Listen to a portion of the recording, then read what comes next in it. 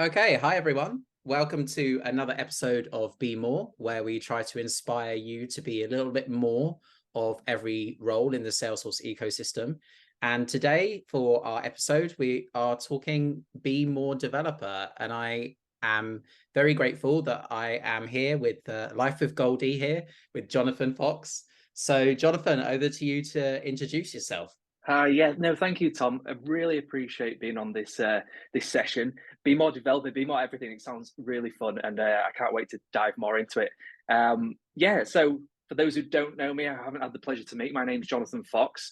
I work as a technical architect for a consultancy called Intellect Design Arena, and I've been in the ecosystem for a little while now. I'm 26 times certified system and application architect, and as you can see, I suppose not as you can see because you might be listening to this without video, but I'm wearing my golden hoodie today. A little bit Um, shiny. Yeah. yes, it is shiny and it's rather warm, actually, to be fair. Yeah. So I'm braving it. I'm committed to this podcast by wearing it. Yeah. Perfect. Anything else that you would like to talk about in terms of what you do in the community and other kind of, as I put it, extracurricular Salesforce stuff? Yeah, no, absolutely. Well, whenever you see my name in the community, you generally see other names like yourself, Tom, and other trailblazers who are really well known for their extracurricular stuff. So I do like to try and get involved when I can. I'm not as devoted, and unfortunately, I don't have the time as much as you do for the Answers community. I think it's an important part, so I do like to try and get involved with the Answers community and community groups where possible. Going to things like London's Calling and Dreamforce and World Tour and those kind of things. So you might see me around at those kind of events. And getting involved generally where possible, speaking and presenting on various topics. Technical topics are generally my ball game where I like to present. Okay, so definitely the more techie side, and maybe that's why you fit into Indeed. the developer box a little bit. I don't like putting people in a box, but yeah, I think that's No, but great. geeks being geeks. Love geeking out Yeah, over things. yeah, let's talk about code maybe. Yeah, Yeah. perfect.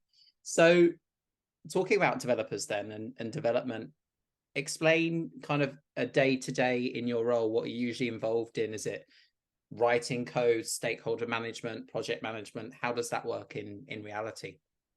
Yeah, absolutely. No, it's a great question. So I guess I'm going to talk about all of answer all of these questions from the eyes of when I used to be more on the developer side of the track. As I'm a technical architect now, so I don't get as hands-on as much anymore, although I do still have the opportunity to. But when I was a developer, and I started my career being a developer in the Salesforce ecosystem, that is, and depends where you are. It depends if you're a junior developer, you're mid-level, or you're a senior developer. But day to day, you would generally find yourself doing your agile ceremonies, so daily stand-ups, those kind of things, tying in with the rest of the developers and finding out what's on the agenda for what you're wanting to develop. So it might be you might be developing a new cool feature within Salesforce for your client. It might be some really fancy Lightning Web Components or some really cool business logic in Apex. And generally, that's what I used to find myself doing, picking up a ticket, perhaps if it was a bug, or I'd be picking up a feature and some tasks in Jira. And I'd be working along that user story, figuring out what needs to be written in the code and following any architectural diagrams and direction from the technical architect, but generally leading the way with the code. So day to day, either working on a feature that we've already got in flight that we're building or picking up something new, which is always quite fun and interesting. Yeah, it sounds quite varied, and definitely kind of a different challenge every day, right? Fair to say. Yeah, absolutely. I mean, I love the role of a developer because it is a challenge every day. You always come across something. The beauty of Salesforce is that no two orgs are the same. So where you might have developed a Lightning Web component that works perfectly fine in one org, you guarantee it's not going to work the same in another org because there are slight, nuances and differences. Which means, as a developer, you need to be a bit creative and really enjoy the problem-solving side of things. And that's what drew me to being a developer to start with. That creativity, that flexibility to approach a situation in many different angles, but all achieve the same result, but they fit the environment better. And that real kind of problem solving, digging down into the developer logs to find out why this time a variable isn't being assigned the correct value and why a feature is, that you've developed is giving you the output of 5 when it should be 10, but it's really obvious, and you've missed a semicolon. Yeah, no, that's great. And you kind of mentioned agile ceremonies a little bit. Like, did you get involved in other ceremonies like sprint planning or backlog refinement or even like solution design type things? Did you get involved in those as well? So as a developer, I definitely got involved with backlog refinement because it needed to help understand complexity of things that were on the roadmap, and lay into a how much commitment I could give, or perhaps the developers could give, and in the general sprint planning, in general understanding how much effort it would take, the Fibonacci scale, and saying if it was a 3 or a 5, and everyone gives that random number and no one ever really understands. This will, the agile experts and the scrum experts who are watching this will be thinking, no, everyone does know what it means, and we all trade. I still, 3, everything's a 3. No, I'm just kidding. But yeah, get involved with things like that. That's what we would do. They're the general agile ceremonies, daily stand-ups, obviously, and PI planning in general. Yeah, and what about if there was like a big issue or a big bug? Like, did you ever kind of swarm together as a team to fix those types of issues? Like if it was a P1 and the business was losing money, say? Yeah, absolutely. I'm not sure I've ever been in a situation where the business was losing any sort of money, so it was never kind of a massive panics, all Yeah, hands panic stations. There's definitely been P1s though, just never to that severity, so that's good. Maybe that's a testament to the code, or I've just been lucky. Who touch wood. knows? Touch wood, yeah, hopefully. But there is definitely situations where myself and other developers on the team have had to swarm together. And you know what? Actually, that's an aspect of being a developer that I weirdly, maybe sadistically, enjoy, because something's gone wrong. And maybe it ties back to my military background. Something's gone wrong. Everyone's stressing. Let's get together. Let's figure it out. Break it down Yeah. into bite-sized chunks that are manageable, and then put your developer hat on, where you start problem solving and get into the root cause of something. And actually, that's a really fun part of being a developer. Maybe not in the moment because it's super stressful, but afterwards, on reflection, you can actually find a real sense of pride because you look back and think, I figured that out. And yes, I found a way to solve that, and I've saved the day almost. And actually, it's a really nice feeling in the end. Yeah, I mean, save the day without even wearing a cape. Yeah, Just pick up the exactly. phone instead, awesome. So I'm going to try to bust what I think is a stereotype right now of developers. Yeah. Just based on something you said, you trigger something in my mind. So traditionally, when people perhaps think of a developer, the stereotype is somebody who's quite reserved, not necessarily like upfront or forthcoming. Like, what's your experience of that? Is that true? Is that not? Do you see that? I, Yeah. yeah, I think it's a tough one because I think naturally people who are maybe more introverted and aren't as outspoken, perhaps do get drawn to that developer role because they can just sit away plugging away and developing something really cool. So perhaps that was where the stereotype comes from. But I must say, a lot of the developers I've worked with in my career so far, come up with some really good ideas and are not afraid to kind of speak out and say, how about doing it like this? Especially, some of the people I've worked with are so skilled and so, incredibly talented.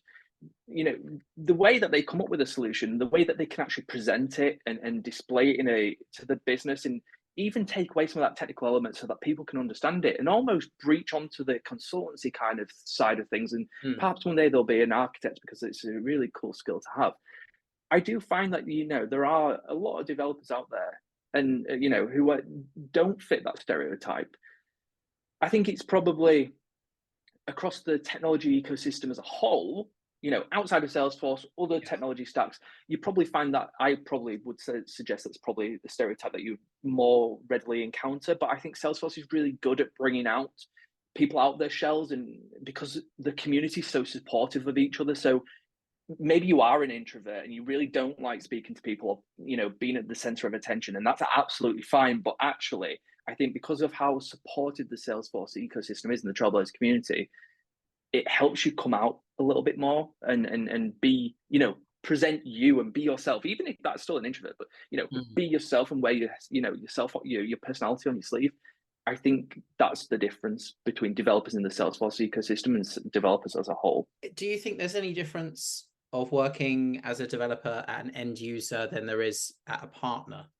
Do you have experience of those things? Yeah, I definitely do actually, because I've done both. I think that a developer and end user, I personally found that you feel, because you really are part of their team, you are part of their company. I think it's easier to have those candid conversations, even as a developer, that you can say that's a silly idea, let's not develop that as a feature, or maybe let's not do it that way because that's just not going to survive the test of time. So I think you can have a bit more of candid conversations, although a developer and end user, typically I find as well, you're very kind of prescripted on how things are built, the way you go in, and the technologies and things you can use. So unless you're a real massive enterprise, you might only be working with the same technologies over and over again, the same features, the same clouds, etc. So there is that difference, because at a consultancy, you obviously have your different customers you work with. So it might be a fintech customer this time, more financial services cloud, but you might end up working on a pure greenfield implementation of Sales Cloud and building out some functionality, both in Apex and Lightning components in both. But the project itself is so fundamentally different, you could end up doing completely different things. So you might enjoy that side of things a little bit different because the pace might be different. The pace, the kind of how tricky the work is might be different. It really does vary, but I think there is a fundamental difference for working between both. Yeah, no, that's great, and I kind of have similar experiences really. I like the benefit of kind of working for a partner purely because of that variety. Like, I'm not always working with the same customers, the same industries, and the same tech stacks as well. So that's why I was kind of threw it out there to see what your thoughts are. So that's great. I agree. I love working for consultancies because of that very reason. But you always have to, and especially as a developer, because developers aren't at the front of those conversations, they're kind of working away in the background. I think it is probably placed to that stereotype you mentioned a moment ago, because they're not at the forefront. They're not the consultant or the BA at the forefront. That the developers picking up the code, tasks to write the code. Yeah, they are hidden away a little bit more, and because you're a partner, you're a consultancy, you have to play that kind of corporate political games where you have to, say the right things and you can keep your customers sweet. Whereas if you're a developer and end user, you can be a little bit more outspoken because, hey, you're working for the company. That's who you are. Yeah, no, that's great. Segueing on into the next question, really, and we've touched on this already. And as somebody who personally kind of went from admin to consultant to solution architect, there are different roles in the ecosystem, right? How would you say the developer role fits as part of a project team, and what interactions would you have with, say, a consultant or a BA or an architect? How does that work day to day, really? I think that question would have been probably a lot easier to answer maybe 2 or 3 years ago.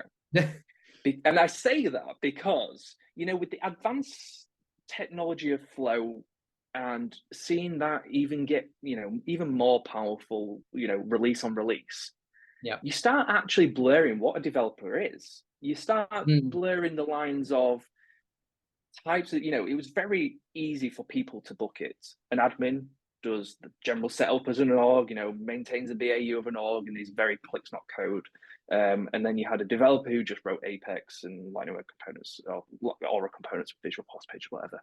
I think now it's very blurred, and that's not a bad thing at all. In fact, that's a really good thing. It's diversifying those roles and the talent within, because you find that an admin starts picking up those flows and those more complex flows, and even with new features like callouts within flows, can start making integrations without writing a line of code. I mean, how fantastic is that? That's great. So it's really difficult to answer that question where you would see them all communicating together on a project, because actually, what is a developer versus an admin, and then where's the consultant playing into all that?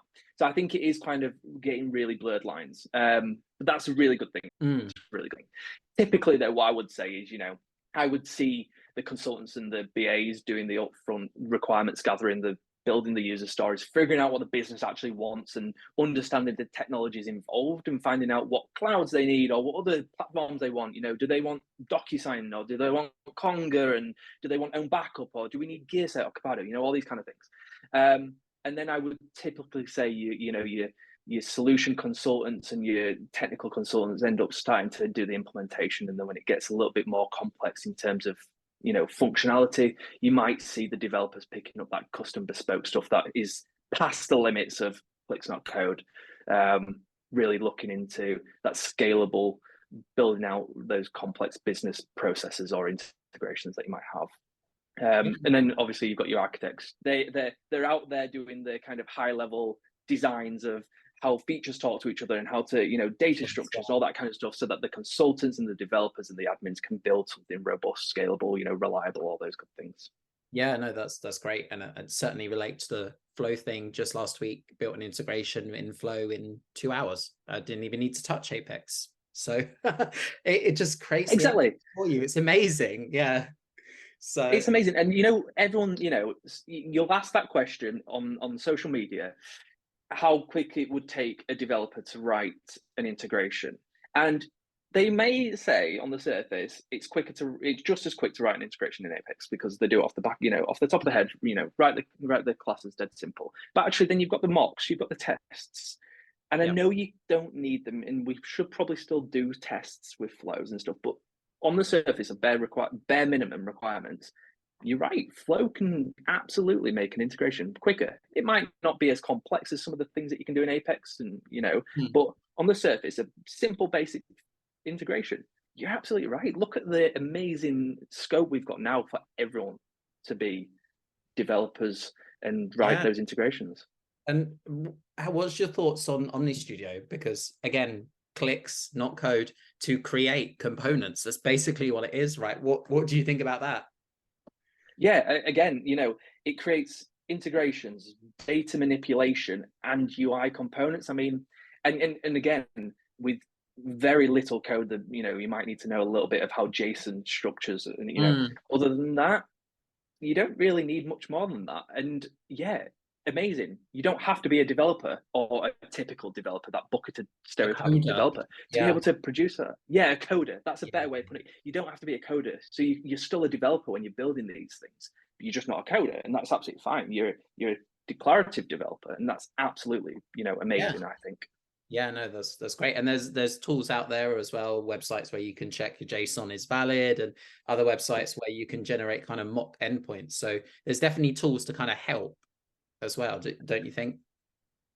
Yeah, absolutely. And that means that the role of developer, be it programmatic or declarative, doesn't matter. The role of developer is much more accessible to anybody in the Salesforce ecosystem, should they want to transfer into that role and dip the toe into that kind of world and get some hands-on experience. But even those like myself who came from the military, for example, a career in technology and a career in development, no less, is absolutely more accessible now for people who don't necessarily have that typical background to now become a developer. And I think because Salesforce gives those low code, no code tools, I mean, it's a great prospect for the future for new talent coming through into the ecosystem. Yeah, no, definitely. And I feel like you perhaps answered this one already, but just a question nonetheless. When you're a developer, that's usually your full-time role, right? You don't usually see people being a developer, I don't know, half the time, and a BA the other half of the time. Is that fair? Yeah, I would say that's fair. I know there are roles that you maybe do see people double hat. You might see a technical consultant dip into code and write some code, and you might see a technical architect get involved with the developers and lead developers and maybe write a little bit of code to help out. But their roles that touch development. A developer, you generally don't see them touching other roles, because as a developer, you need to remain focused the full time and really get your head stuck into it. If you had other tasks on top of that to be doing that took you away from writing that piece of code, for example, I think you'd lose traction, you'd lose momentum. And I think that's probably why we see developers, solely in that, keeping that hat on as a developer. No, yeah, that's great. So thinking about inspiring new developers, if there was somebody listening to this that was thinking about going down the developer path, what advice would you give to them? It's really easy to say just go for it and do it, but in the premise of this answer, that is kind of what I'm saying, because the role of a developer, the skills you learn, it doesn't matter whether you're learning to be declarative or programmatic, whether you're learning Apex or Java, whether you're learning JavaScript or Python. It doesn't matter what you're learning. The fundamental skills that you'll learn, or if you've already got that, you'll enhance, are these problem solving skills, these really kind of down into the detail, making sure that what your work is detail orientated, and even that kind of creativity to approach a situation and figure out a really creative solution for it, are all skills that are so transferable amongst roles within the ecosystem and roles as a developer outside of the ecosystem, that investing some time in skilling up or focusing on the developer career track is absolutely an investment well made, in my opinion, because that will keep you going for the rest of your technical career if you so choose to do so. Kind of interpersonal skills, those analytically minded, problem solving. Focus on those skills, the core fundamentals, and then if you want to learn the code on top and be a programmatic developer, then there's plenty of free tools out there. Code Academy, things like that, apps on iOS and things that you can learn how to code. Do that on top, but focus on those kind of personal skills. Yeah, no, that's great. And you've actually answered another question. It's almost as if you saw the answers before the call. So kind of moving on a little bit, and this is now an opportunity for you to bust a myth or anything that you just kind of want to clarify about being a developer. Like, if there's one thing you'd like to change or make people more aware of in relation to developers, what would it be? And this is kind of my track into the ecosystem. You don't have to be a developer or have gone to university and have a computer science degree to be a developer. You don't have to have a track history of being a developer for years, or have gone through college and studied it to the nth degree. Because in some ways, the things that I've met developers who studied computer science, and especially in the Salesforce ecosystem, though the degree helps to some level, it doesn't kind of fit 100% in the Salesforce ecosystem, because there are so many different tools and technologies, and the platform as a whole doesn't conform to all of those, but that you learn anyway. It's not required, and that would be the myth to bust. That you just because you didn't go to university and have that degree doesn't mean you can't be a successful developer.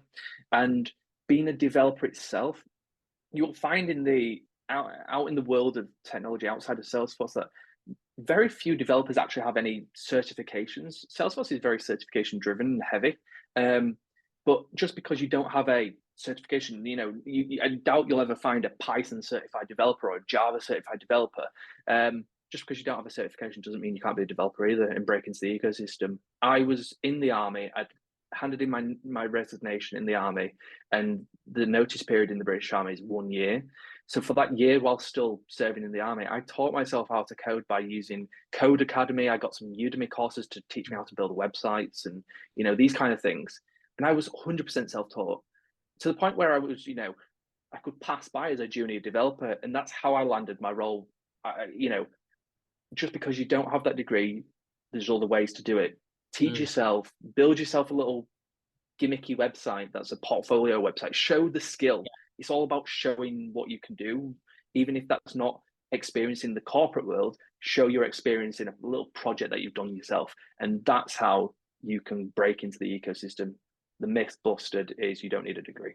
Yeah, no, I think that's great. And I'm kind of outing myself here, but I'm a solution architect without a degree. So I can definitely relate to that, and proof that it's possible.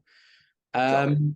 Yeah, no, that's awesome. So kind of wrapping this up now a little bit, how can people connect with you and your content to learn more and perhaps be more inspired to pursue a developer type track? Yeah, absolutely. So jfoxuk.com is my website. That'll it's just a link tree site that has all of my contact details on for people to connect with me on LinkedIn and Twitter. That's where I'm most active, on LinkedIn and Twitter, where I'll share a lot of content, tweets and posts on LinkedIn, blogs when I get the chance to write them, and YouTube videos when I do have the time to do them. I do like to share on there. But in general, what I would say is just reach out, throw a DM in Twitter or LinkedIn or even just an email, and, more than happy to talk to people about this, because what helped me excel my career in Salesforce was the community, was the Trailblazer community. I People. got so heavily involved in the Answers community right back at the beginning and community groups. I owe my progress in the Salesforce ecosystem, especially at the beginning, to the people who I networked with, spoke to, learned from, got Yeah. mentored by, and I am always looking out for ways that I can repay that. So if somebody wants a mentorship, with all these kind of things, I'm always open. And I'm sure, you yourself being exactly the same position, Yeah. many people in this, many of our community leaders in this ecosystem are in the exact same place. And that's what I would say is reach out. Yeah, no, definitely. I think that's great advice there. So, just kind of bringing it to a close. Unfortunately, I'm sure we could have just carried on about this all Oh, day. absolutely. Definitely, if we started to get into the code, I'm sure we'd be here for hours. But it's been fantastic to have you on today, and thanks for your time. No, thank you so much, Tom. I've really appreciated it. And thank you, everyone, for watching. Thanks for tuning in to Be More with Tom Bassett. Don't forget to like, subscribe, and leave any feedback in the comments.